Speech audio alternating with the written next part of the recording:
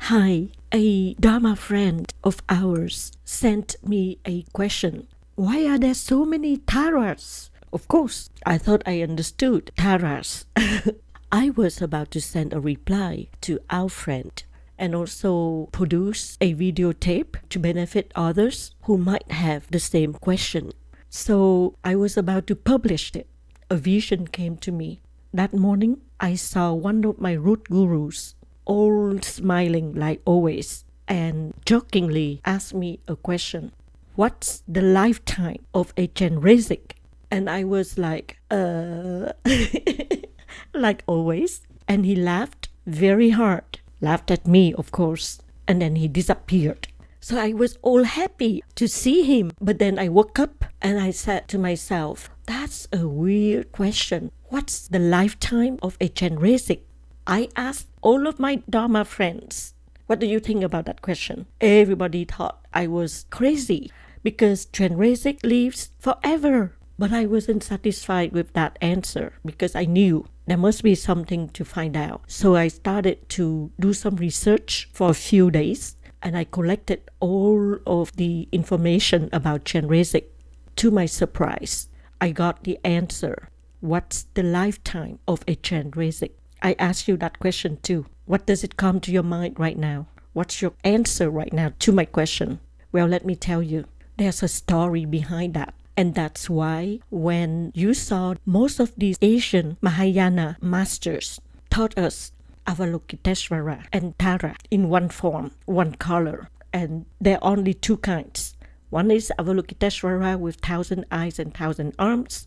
And the other representation of Avalokiteshvara is Tara with 2 eyes, 2 arms, like regular female person per se, right?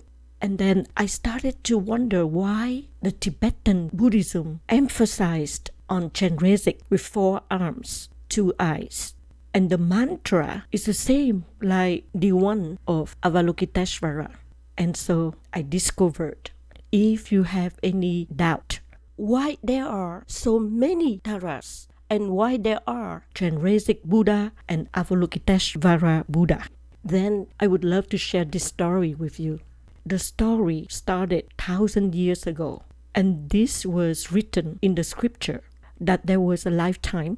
There were thousands of Buddhist practitioners, high-level lamas, and each of them made a vow. There was one that made a vow that if he achieved enlightenment, he vowed to always benefit other sentient beings.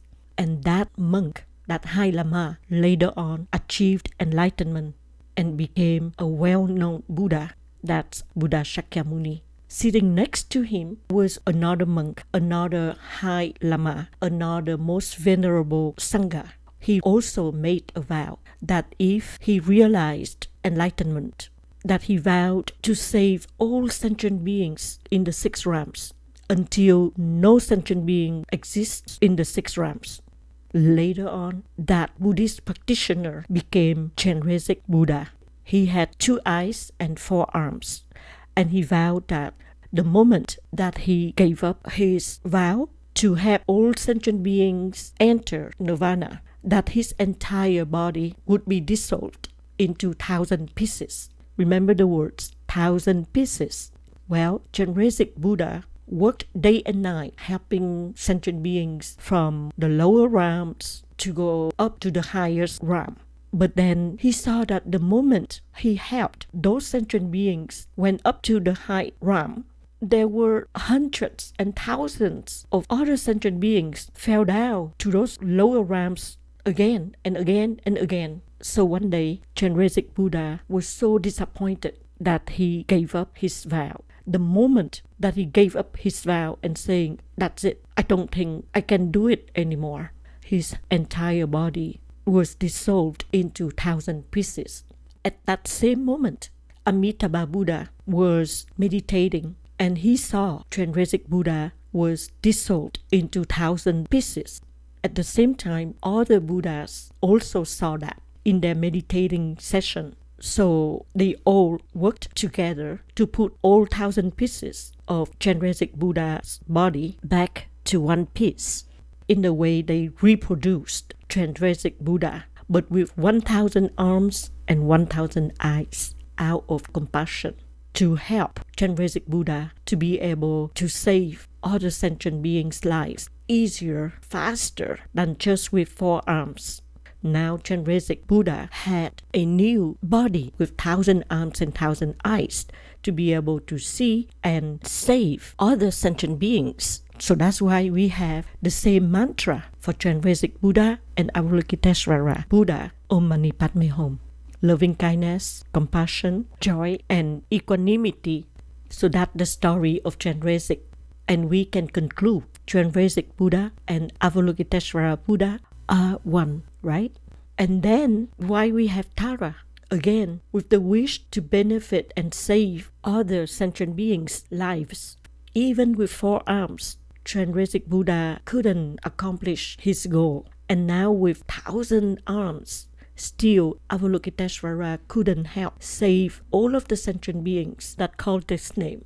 So what happened? Once again, Buddha Amitabha, in his vision, realized that once again, Avalokiteshvara was disappointed that he couldn't save sentient beings, and his tears dropped. Out of compassion again, Amitabha Buddha manifested the tears of Avalokiteshvara to be a Tara, the green Tara. And again, the green Tara manifested herself as 21 Taras with different colors, with different missions to help sentient beings out of the suffering of samsara.